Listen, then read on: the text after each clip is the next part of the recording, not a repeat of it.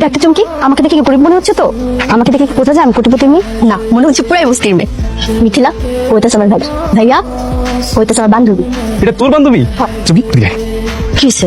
তোর মতো বান্ধবী, এমন সুন্দর একটা বান্ধবী আছে, এটা তো আমি আগে বললাম না। তুই তো কত কিছু জানিস না, মায়েদেরকে কি মাথা খারাপ হয়ে যায়? খবরদার ওর দিকে নজর দিবি না।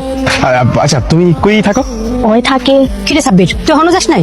আর যাইতেছি মা, বাড়িতে নতুন মেহমান আইছে, তাই একটু কথা কইতেছিলাম। দাও ঘরে নিয়ে যাও। তুই না কইলেও আমি ওর ঘরেই নিতাম। তোর না কইছি কামে যেতে, যা কামে যা। আরে কাজে তো যামই, বাড়িতে নতুন মেহমান আইছে। যাইতেছি মা, আমি গেলাম। প্রথম ভাই বাকি টাকাটা দেন, আর কত ঘুরাবেন ভাই? 3টে সপ্তাহ ধরে আপনি ঘুরেতেছেন। তুই কাস্টমারের সামনে টাকা চাইছিস না?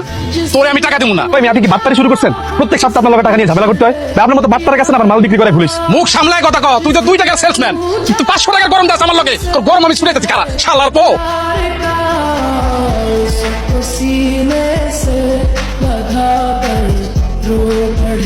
ওই ভাইয়া, কি হয়েছে? তুই কান্তাছস কে? এত তাড়াতাড়ি মাল বেচা হয়ে গেছে নাকি অন্য কোনো ঝামেলা হয়েছে? 3 সপ্তাহের বাকি টাকা চাইছি দীক্ষা, ওই রতন দোকানদার আবার সব মাল আগুন দিয়ে পুড়ে দিছে মা। হায় হায়, তোগুলা টাকার মাল। চুমকি জিজ্ঞেস করতো কোন দোকানদার? ভাইয়া, কোন দোকানদার? ওই যে 7 নম্বর ব্রিজের পাশে রতন দোকানদার, ওই করছে। আপনার কারা?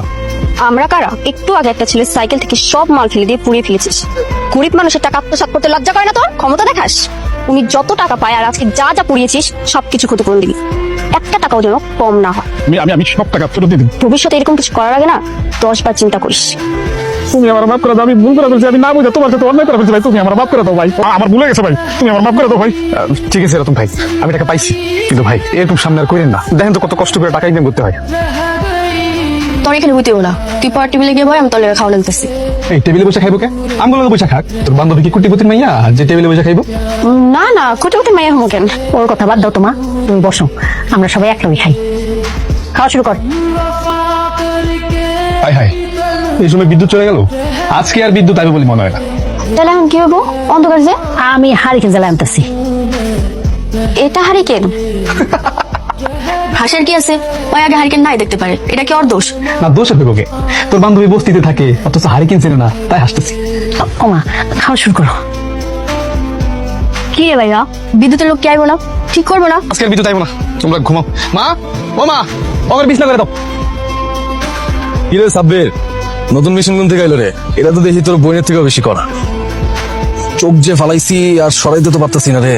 আপনারা কারা? শোনো সুন্দরী, আমি হলাম সাব্বিরের প্রতিবেশী। আর বইনের বিয়ের কথাবার্তা চলতেছে আমার। কে তোর লোকে বিয়ের কথা বলতে কইছিস? তুই কি আন্দাজে বকতেছিস নাকি?